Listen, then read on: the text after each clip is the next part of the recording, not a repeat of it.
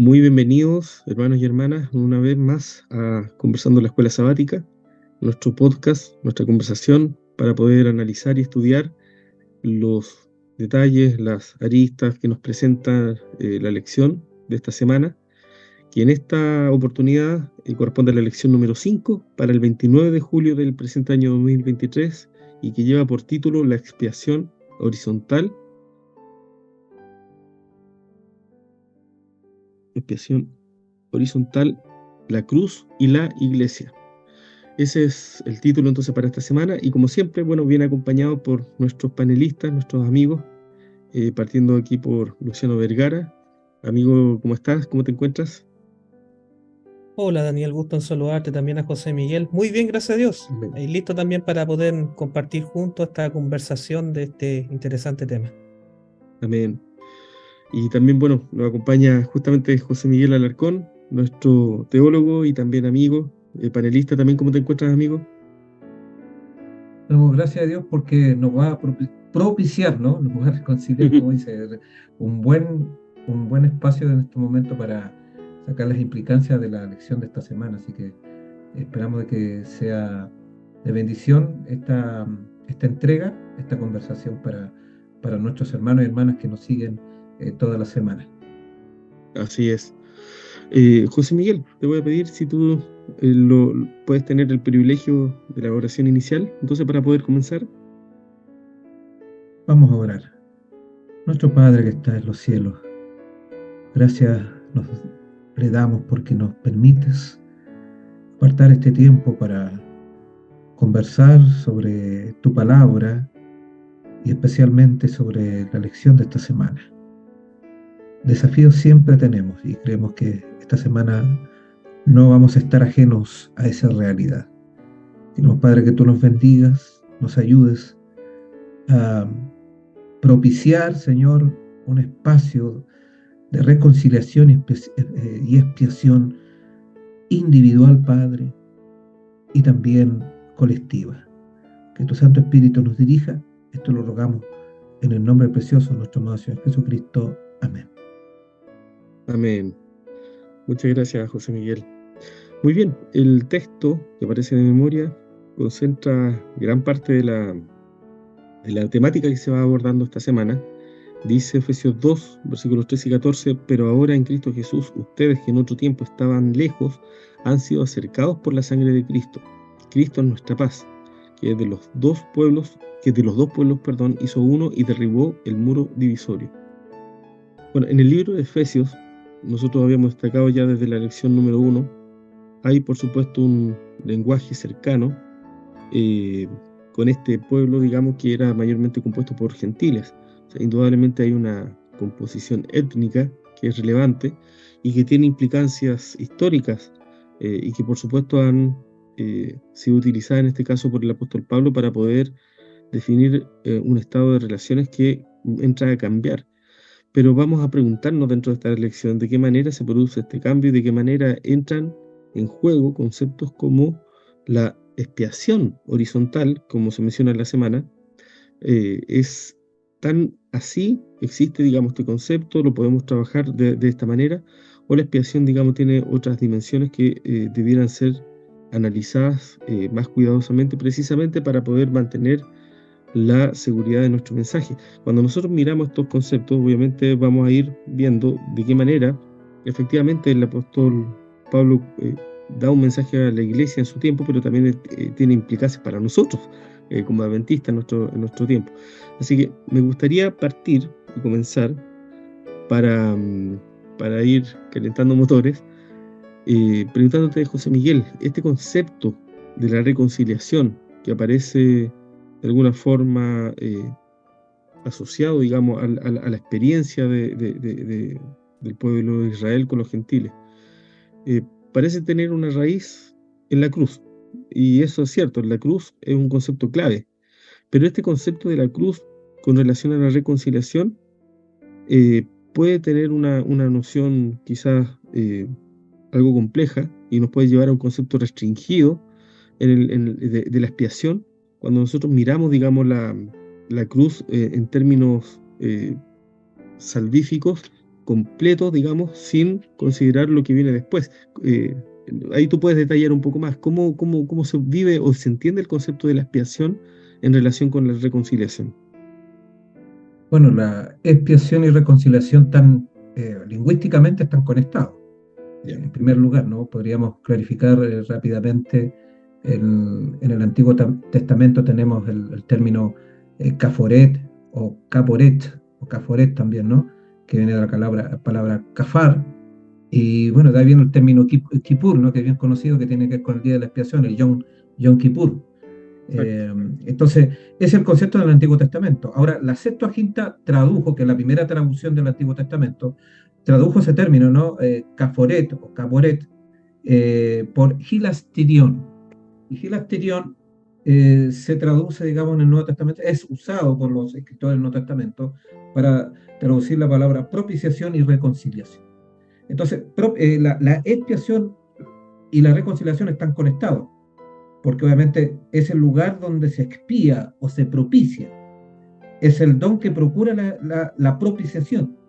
O también podríamos decir, es el lugar o medio de reconciliación. Eso es la expiación.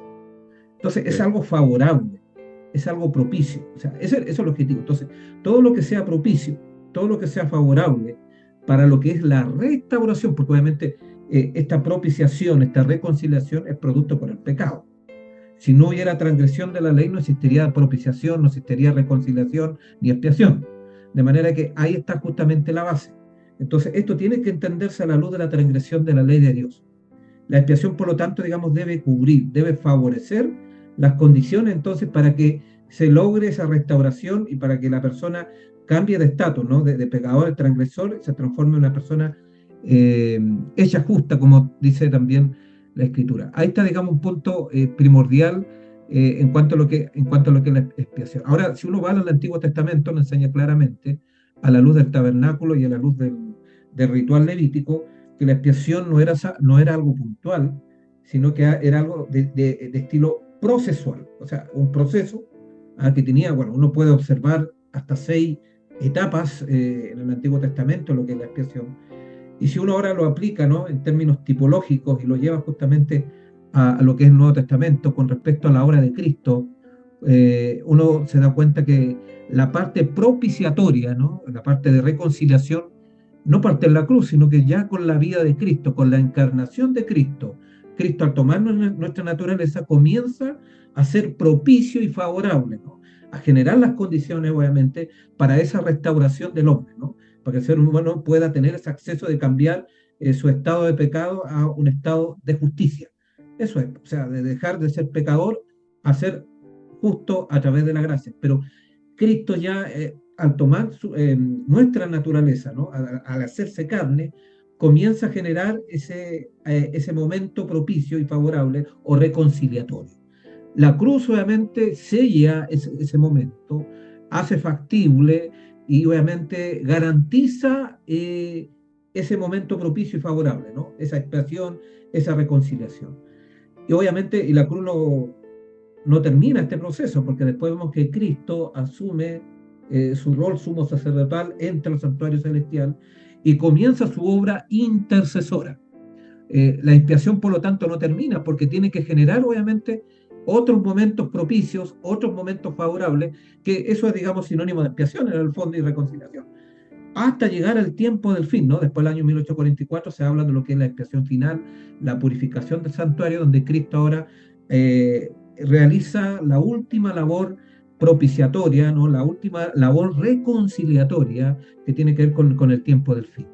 Entonces uno puede ver justamente de que no es solamente un momento, tanto en el Antiguo Testamento y en el Nuevo Testamento indica de que hay varios momentos, que esto es un proceso, y cada proceso entonces va generando las condiciones necesarias, ¿no? Va siendo propicio, va siendo favorable para que esa reconciliación sea concreta, no solamente en términos horizontales, sino esto parte verticalmente. Esto primero no hay reconciliación horizontal, no hay reconciliación eclesiástica, no hay reconciliación con un hermano, con un semejante, si primero nosotros no nos reconciliamos con el Señor. Y de ahí parte justamente, por eso la ley de Dios claramente uno la puede dividir en la parte primera, ¿no?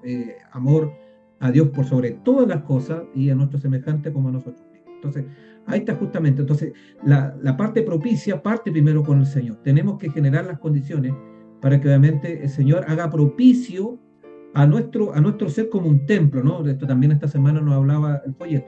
El Señor hace propicio para que seamos un templo y el Espíritu Santo entonces pueda habitar en nosotros. En eso consiste la reconciliación, en eso consiste la expiación y la propiciación, que es una misma realidad.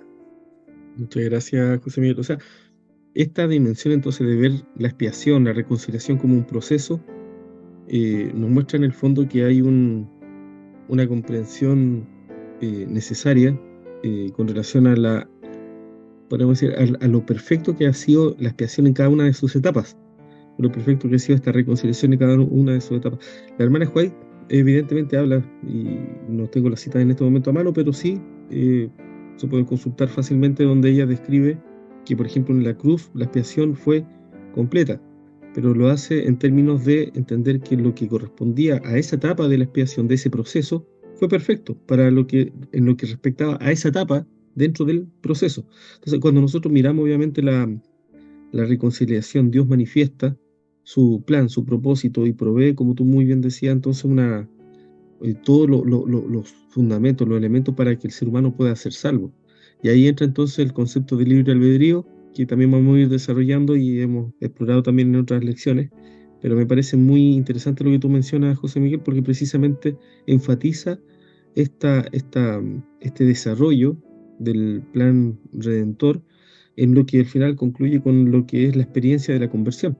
Y en ese sentido me gustaría apuntar a lo que tú estabas mencionando al final, José Miguel, cuando tú mencionas precisamente de qué manera la misma ley de Dios ilustra una relación con Dios, primero una relación vertical, para dar paso a una relación horizontal.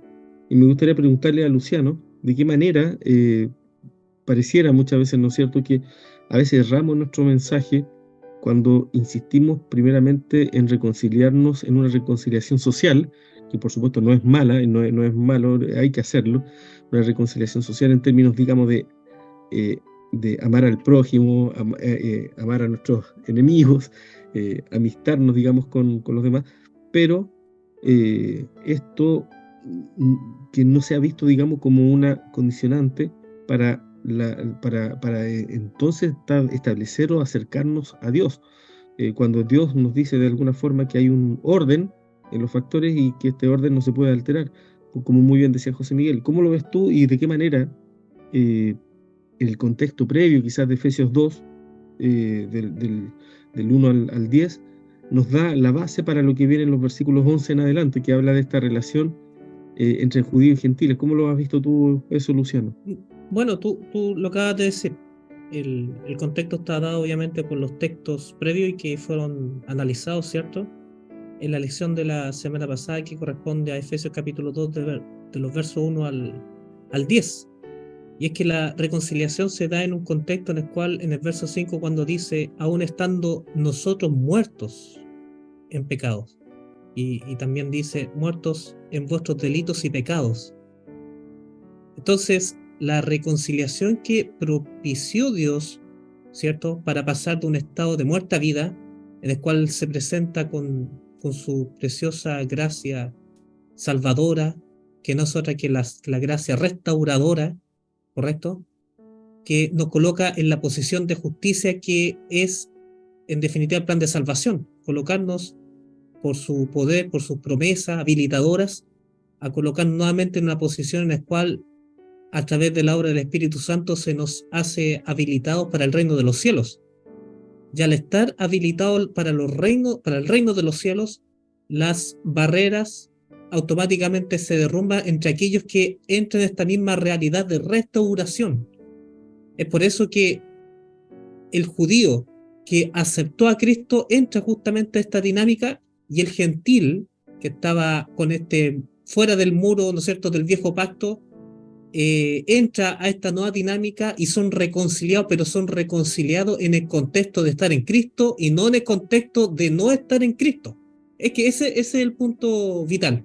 Y lo que José Miguel justamente ahí lo que, ¿no es cierto?, expresaba. era estar reconciliado en Cristo. Él es el que propicia justamente la reconciliación. No es una reconciliación de la humanidad.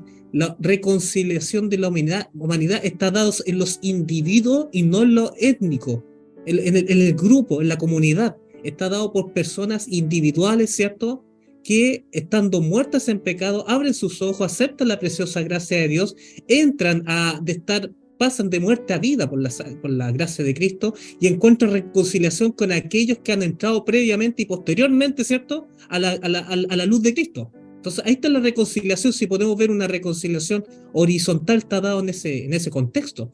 Muy distinto es pensar, por ejemplo, que decir que la cruz de Cristo nos reconcilió a nosotros como ser humano, vale decir que por el puro hecho, ¿cierto?, existe una especie de derrumbe entre aquel que todavía adora ídolos, aquel que todavía asesina, en aquel que todavía miente, hace daño a su prójimo, destruye la naturaleza, y el hombre que está con Dios. Ahí no hay reconciliación. El contexto está dado en Cristo, ¿no es cierto? Nosotros sabemos que en la gran tesis de Pablo en Efesios es en Cristo, que involucra, por supuesto, este aspecto y mucho más. El concepto de templo, no sé si va a alcanzar, José Miguel, por supuesto, ahí tiende más y podría hablarte del concepto de templo, lo que implica justamente ello, lo que significa estar en Cristo en este sentido como cuerpo, como iglesia, ¿no es cierto?, que es parte de la lección, pero va en ese sentido. Al respecto hay una cita que aquí se me compartió aquí de parte de Daniel, me gustaría compartirla porque me parece bastante clara al respecto, que está en el conflicto de los siglos. Dice: en el nuevo nacimiento el corazón viene a quedar en armonía con Dios, al estarlo con su ley. Cuando se ha efectuado este gran cambio en el pecador, entonces ha pasado de la muerte a la vida, el pecado a la santidad, de la transgresión y rebelión a la obediencia y a la lealtad. Terminó su antigua vida de separación con Dios y comenzó la nueva vida de reconciliación, fe y amor. Entonces la justicia que requiere la ley se cumplirá en nosotros, los que no andamos según la carne, sino según el Espíritu. Esto sale en Romanos 8:4. Entonces, esto se da en contexto de haber entrado, pasado, ¿no es cierto?, de una vida en la carne a uno en el Espíritu. Y continúa diciendo: y el lenguaje del alma será: cuán amo yo tu ley. Todo el día es ella mi meditación. Entonces estamos hablando de una condición de restauración, de conversión, para entrar justamente en un estado de reconciliación con el que tengo al lado, bajo estos términos, Daniel. Excelente. Sabes que mientras hablabas al respecto, pienso de qué manera poderosa influye precisamente entonces Dios en nuestra vida por medio de la conversión para producir este cambio, un cambio de corazón, un cambio de mente que nos lleva a vivir en una realidad totalmente impensada. Cuando uno mira estos casos de conversión increíbles que exceden lo que la mente natural puede comprender, como por ejemplo el caso que recuerdo de un estadounidense que estaba en un juicio mirando frente a frente al que asesinó a su hija. La mayor parte de nosotros, humanamente hablando, y acá hago la distinción con letras mayúsculas, humanamente, porque el hombre natural, ¿no es cierto?, no comprende las cosas que son del Espíritu de Dios. No podríamos mirar a esa persona sino con odio, ¿no es cierto?, por lo que significó asesinar a un ser amado. Pero lo que hizo el padre de esta hija asesinada, mirando al asesino, fue: yo te perdono, le dijo, y yo quiero que tú seas salvo, y quiero verte en el cielo conmigo. ¿Sabes qué, Luciano? Cuando pensamos nosotros en esa clase de amor, esa clase de perdón, esa clase de paz que expresaba ese padre, se revela algo superior a lo que el ser humano puede tener por sí mismo. Indudablemente, nosotros podemos quizás forzar en algunos casos, digamos, alguna actitud de amor, de compañerismo. Pienso muchas veces en los cánticos que a veces nosotros entonamos en medio de la iglesia para forzar el abrazo con el que tenemos al lado. Muchas veces la iglesia tenemos esas prácticas, saludemos al que tiene al lado. Pero eso no es algo que nace del corazón, es algo que nace de alguna forma forzado por la circunstancia, por el que dirán, y las relaciones realmente, el corazón no cambia. Cuando tú, esta cita que justamente que acabas de leer, miramos, digamos, en profundidad lo que significa realmente esta clase de amor que Dios produce en el corazón del hombre, nos lleva en el fondo a entender de qué manera entonces las relaciones rotas, o más que las relaciones, incluso los prejuicios que pueden existir en nuestro corazón, reconocidos o no reconocidos, pueden ser cambiados y transformados por la obra del Espíritu Santo. Porque muchas veces hay en nuestra iglesia quizás no separaciones étnicas o enemistades como las que había entre los judíos y los gentiles, sino que también hay en nuestra sociedad actual clasismo, elitismo, arribismo, muchos ismos que son divisiones entre hermanos que incluso asisten a la misma iglesia. Pueden haber situaciones del pasado que también hayan producido algún tipo de enemistad, pero el perdón, la paz que produce Dios en el corazón indudablemente va más allá y traduce, digamos, cualquier tipo de prejuicio negativo que no esté en armonía con el carácter de Dios en algo que finalmente sí está en armonía con Dios. Por eso cuando el mismo apóstol Pablo dice en Filipenses 2:13 que Dios produce en nosotros tanto el querer como el hacer. O sea, nosotros podemos simular una actitud cristiana, pero ser realmente cristiano, genuinamente cristiano, reflejar y representar el carácter de Cristo, eso solamente Dios lo puede producir en el corazón humano. Ahí es donde nosotros, bueno, entendemos algún aspecto, digamos, fundamental del Evangelio, de la reconciliación, como ustedes bien lo plantean. Ahora, José Miguel, cuando nosotros miramos esta misión que tuvo Israel tuvo la misión de ser un pueblo que predicara la luz al mundo. Tenían, entre comillas, el conocimiento, tenían el acceso, digamos, a toda la voluntad revelada de Dios. Tenían la misión, digamos, de predicar eso al mundo, pero ellos se sentían en esa expresión, digamos, de ser un pueblo escogido, un pueblo elegido, tenían una sensación de exclusividad que era negativa, que finalmente les afectó.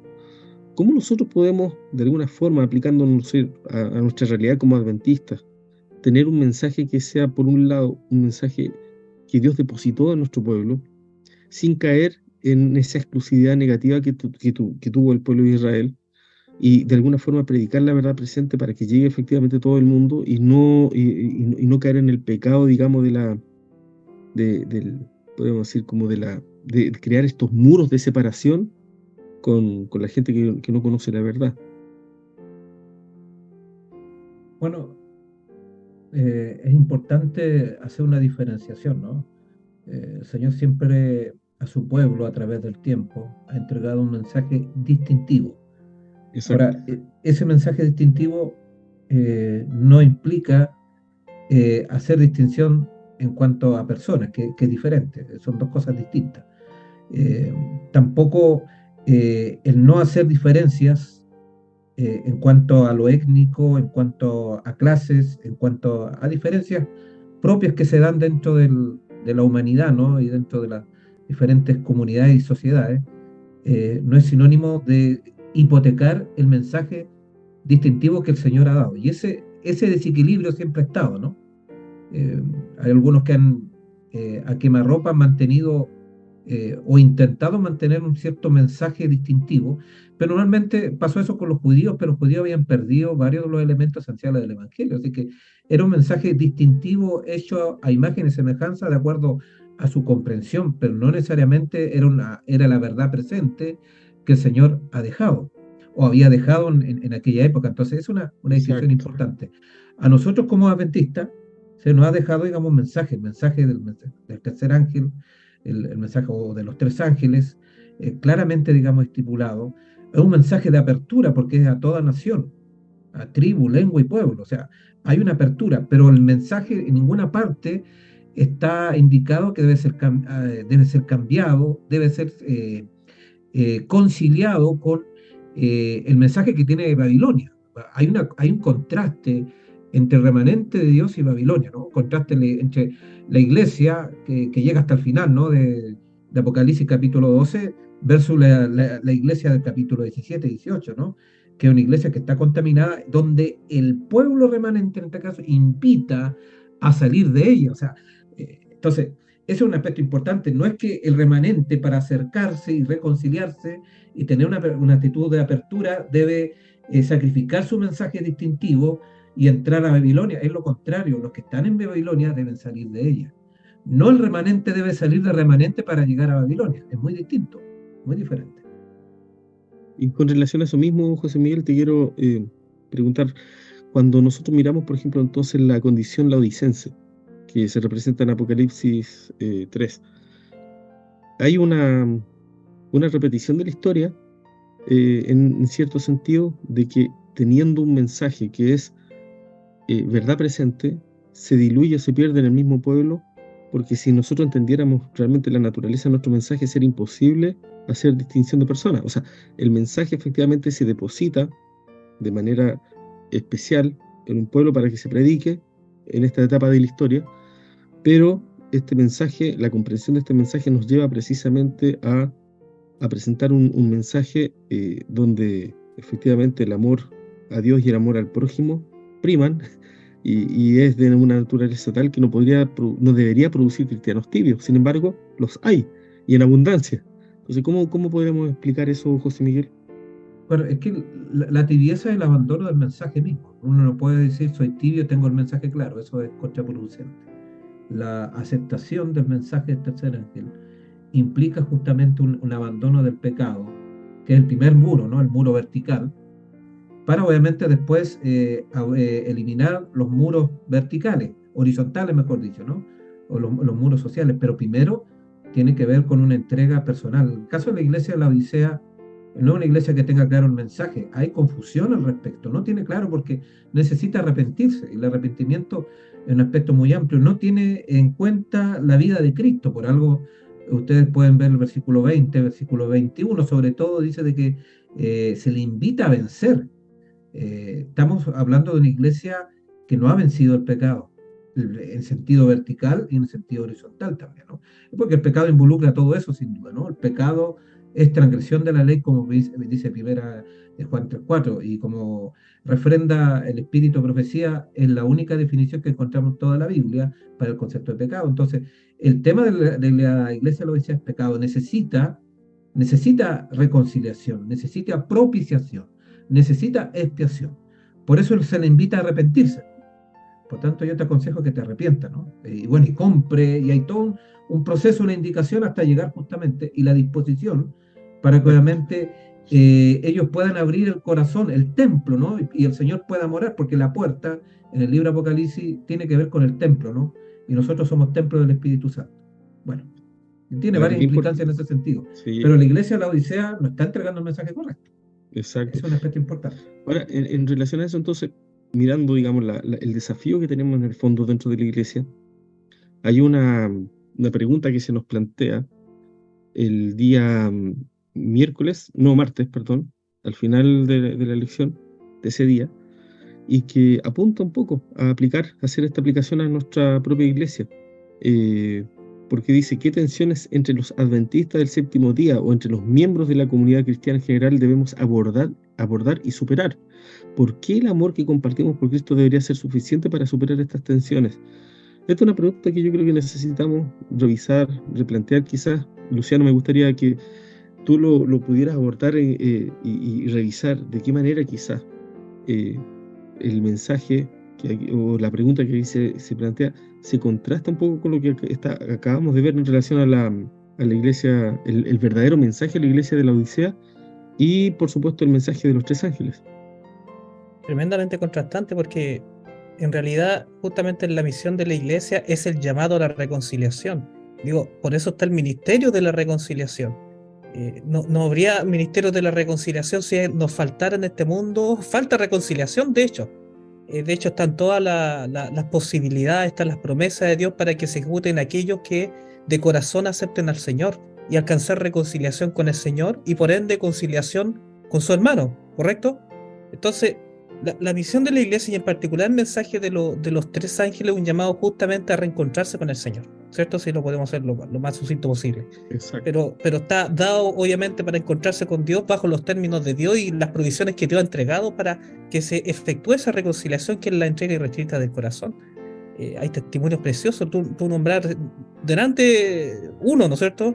Lo que significa que Dios opere en el corazón milagros que para el hombre natural son completamente imposibles. Estamos hablando de magnitudes, pero estratosféricas, de los milagros que Dios espera hacer en los corazones de aquellos que se le entregan. El Evangelio es precioso. Digo, ¿para qué estamos con cosas? Podríamos dedicar programa para hablar de lo que son los milagros, en esos términos, de lo que es la conversión al corazón, que por supuesto es el milagro mayor. Pero es el llamado, pero que sin embargo es el llamado de la reconciliación, y no la reconciliación se da cuando hay entrega de Cristo. Al respecto, cuando se hace esa pregunta que tú nombras, la que se plantea en el folleto, va en completa contradicción al mensaje justamente adventista, y en particular el mensaje del cuarto ángel de Apocalipsis capítulo 18, versículo 4. A las comunidades cristianas no podemos decir que superémoslo en el amor de Cristo.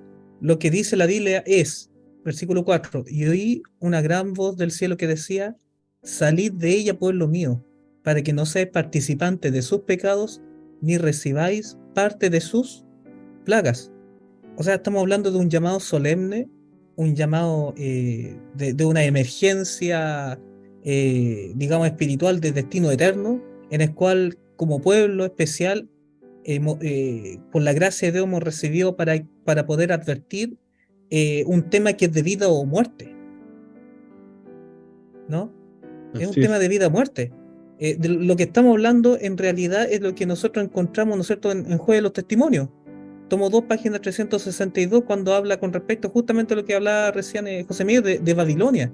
Ahí está el contraste entre lo que es la iglesia pura, ¿cierto?, que se presenta en la Escritura, en contraste con Babilonia, cuando dice: las iglesias caídas son Babilonia. Babilonia ha estado fomentando doctrinas venenosas, el vino del error.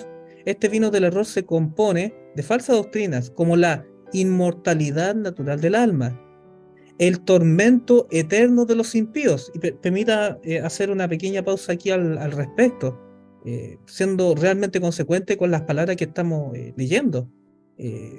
Hay comunidades cristianas que gran parte de la tradición, tanto católica como evangélica, creen efectivamente en un Dios que castiga eternamente con sufrimiento y tortura bajo los fuegos eternos, ¿cierto?, a los que no le aceptaron.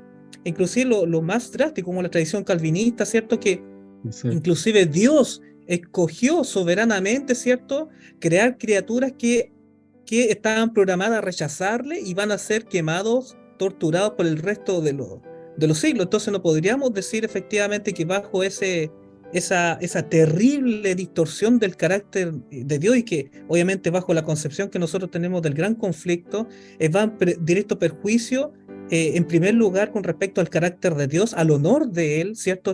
Esta blasfemia, o digamos injurias, ¿cierto? Injurias al carácter de Dios. Podríamos decir: no, superémoslo porque amamos a Cristo, y superémoslo y démoslo por sentado, cuando en realidad estamos hablando en primer lugar, y eso en segundo lugar, que esas personas obviamente están expuestos a la perdición, están expuestos a la muerte, digamos. Entonces, el llamado en amor, cuando uno entiende justamente el Evangelio, que el Evangelio de amor es justamente a dar de sobreaviso de la forma más impetuosa posible, obviamente con inteligencia, con todo lo que corresponde, obviamente movido por el Espíritu, para que pueda abrirse los ojos y reconocer al Dios vivo, al Dios revelado en la palabra de Dios. Y al respecto, nosotros encontramos en el conflicto de los siglos, página 583, cuando dice: la verdad y la gloria de Dios son inseparables. Nos es imposible honrar a Dios con opiniones cerradas cuando tenemos la Biblia a nuestro alcance. Muchos sostienen que no importa lo que uno cree, siempre que su conducta sea buena, pero la vida es modelada por la fe. Y si teniendo la luz y la verdad a nuestro alcance no procuramos conocerla, de hecho la rechazamos y preferimos las tinieblas a la luz. Entonces no es indiferente, no es secundario el hecho de tener a disposición la verdad preciosa del Evangelio, de la palabra de Dios, ignorarla, rechazarla, y sin embargo decir que lo podemos superar en el amor de Cristo. El amor de Cristo y su verdad son inseparables, como dice aquí los testimonios, Daniel. Tremenda cita. O sea, imagínate, el amor y la verdad están unidos. Si falta la verdad, en realidad no hay verdadero amor, porque el verdadero amor no suprime ni un ápice la verdad, no negocia con la verdad. O sea, en ese sentido, mirando el libro de Efesios, nos daríamos cuenta entonces que este llamamiento que hace Pablo a los creyentes en Efesios, es el mismo llamado que nos hace a nosotros. Evidentemente tenemos que estar unidos en amor, en Cristo, pero esto jamás supone el forzar una unión, por ejemplo, postergando o comprometiendo la verdad, porque de alguna forma, digamos, eso nos podría llevar evidentemente a la apostasía, a un tipo de ecumenismo o de sincretismo o de cualquier otro problema que representa un influjo contaminador sobre nuestras creencias, y eso obviamente afectaría a nuestra misión. Entonces, para ir ya redondeando este conversatorio, José Miguel, en relación a estos conceptos que hoy en día estamos viendo y muy presentes en nuestro medio, donde conceptos como la inclusividad, el flujo cultural, se hacen presentes, afectando el concepto de lo que nosotros entendemos como la verdad presente, donde hay aparentemente una necesidad de poder acomodarnos, digamos, y adaptarnos al mundo actual. ¿De qué manera eso puede afectar nuestra misión? Porque nosotros tenemos una misión clara, pero ¿cómo nosotros vemos que estos conceptos han entrado de alguna forma para poder dañar de alguna forma nuestra misión? Si uno observa la historia de la humanidad y la historia bíblica, uno se da cuenta de que hay una progresión de la verdad sin duda, ¿no? Hay una verdad progresiva. Pero esa verdad progresiva la va marcando, ¿no? La va agendando no la cultura humana, ¿no? No los parámetros humanos, sino el don profético. Es a través de la profecía como el Señor va avanzando en la comprensión de ciertos aspectos que cada generación va teniendo en cuenta, le va entregando deberes específicos para cada momento, y así se va desarrollando justamente ese plan de salvación. En cada momento hay una verdad presente, pero esa verdad presente no es a la luz de una interpretación o los signos de los tiempos o los aspectos culturales de la época. No, la construcción de esa verdad no es sobre la base de un paradigma, ¿no? De un modelo cultural específico de cada época, como ocurre así con la filosofía, como ocurre así con el pensamiento humano, ¿no? Que va teniendo rupturas, va teniendo sus avances, sus cambios, todo lo que tiene que ver acá con los cambios de paradigma, pero eso es netamente humano. La escritura, o sea, en este caso, la verdad bíblica, si bien es cierto, tiene un desarrollo, tiene una progresión, pero esa progresión la va otorgando justamente el don profético, ¿no? A través de la profecía, porque como dice Amós 3:7, Dios no hará nada sin que revele su secreto a sus siervos, los profetas. Esa es la forma de comunicar. No se la revela a los filósofos, no se la revela a los científicos, ni tampoco a los teólogos. Se la revela a los profetas. Ese es el camino de la verdad progresiva, y de esa forma el Señor va entregando entonces qué es lo que es verdad y qué es lo que es falsedad. Amén. Y Luciano, ¿algún concepto, alguna idea, digamos, que te haya quedado en el tintero con relación a estos conceptos que hemos visto, donde efectivamente la necesidad entonces de abordar o de enfatizar nuestra relación con Dios es la base precisamente de la verdadera reconciliación, y donde nosotros efectivamente, manteniendo esta comunión con Dios, podemos perseverar efectivamente en la doctrina y en el amor que Dios requiere de nosotros? Es que tú lo estás diciendo. De hecho, el hecho de comprender justamente, primeramente, cómo con Dios somos reconciliados, podemos justamente reconciliarnos entre nosotros. Y cómo nos reconciliamos entre nosotros, entonces entendemos cuál es nuestro propósito aquí en la tierra, en la perspectiva de lo que es el gran conflicto.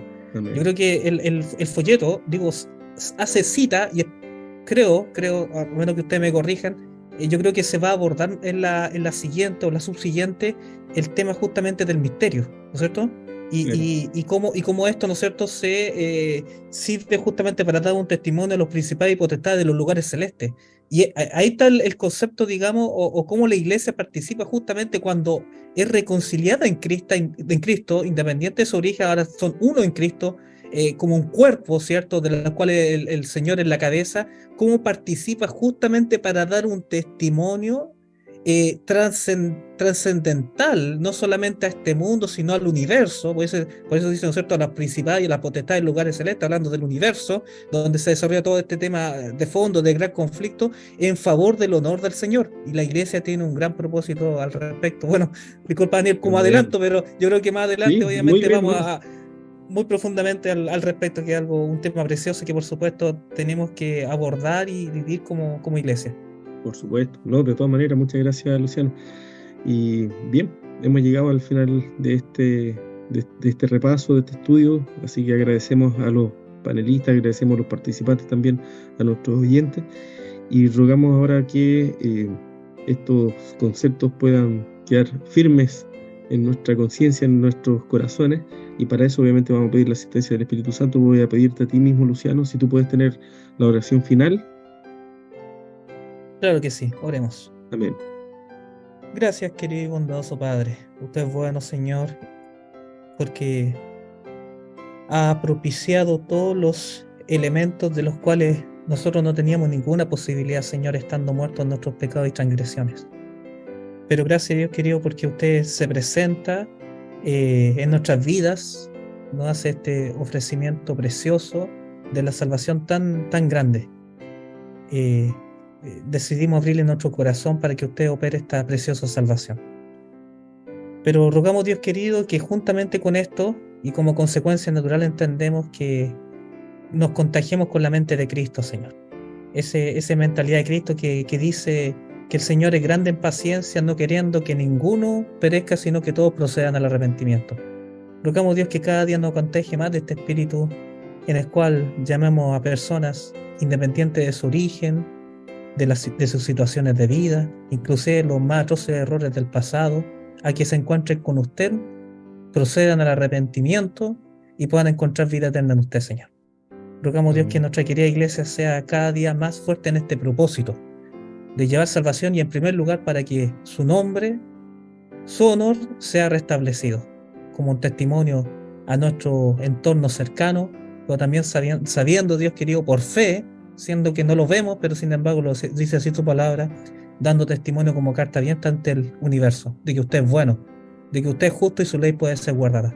Gracias, querido Padre, rogamos su bendición en el nombre de nuestro Señor Jesús. Amén. Amén.